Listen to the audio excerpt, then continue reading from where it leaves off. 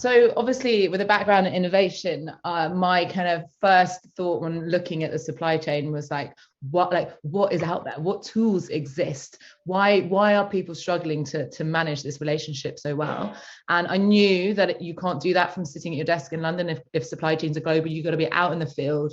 Factories are often 5 hours from the nearest city. You're in really random parts of most countries. And so I quit my job and then moved to live in Mumbai and basically spent 2 weeks of every month traveling around the country, visiting factories, suppliers, organic cotton farms. Because I mean, the first rule when it comes to innovation is like, understand how things work currently, listen, meet. Like really it was 2 years of just absorbing what it is like to run a factory or to work in a supply chain, the realities, not from a brand perspective. And I think this is what's so key to us solving these challenges at Supply Compass is that, if you've got so many different organizations across the value chain feeding into something, you cannot build a solution for just one part, and it won't, because it won't work if you're solving one person's problems but not the other. So what we kind of did really was meet all these partners and understand where they felt things has changed, and what, like Oliver was just talking about there, the demand side has changed. A lot of factories didn't really get that. They were just still operating as they'd operated for 30 years.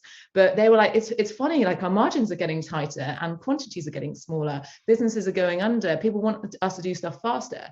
But they didn't, like, the brands weren't taking them on that journey of like, things have changed, because so this is where, like, in a way, like we were kind of, like with all relationships, you've got to understand where things are broken in that.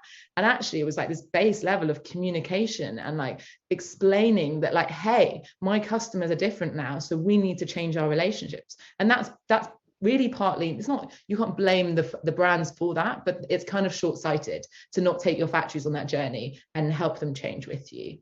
So that's kind of where we got to. And we realized that very quickly that it was a technology company that was going to be able to solve these problems, that you couldn't do. Like, relationships needed to be underpinned by really strong guardrails, good processes, because you're working across, it is actually a very, very complicated industry to build product for, because you've got different cultures, backgrounds, languages, locations, all of these things. But ultimately that's the only way that you're going to transform it, is if you kind of build something that's super simple, you can learn really fast, doesn't take 9 months to learn how to use. It's got to be able to be picked up. Ultimately in the future, our dream is that a farmer who speaks no English can pick up our app and know where to put information in to speak further up the value chain. That's the longer term vision. But right now we're focused on the brand, tier one factory relationship and the system that helps those work together.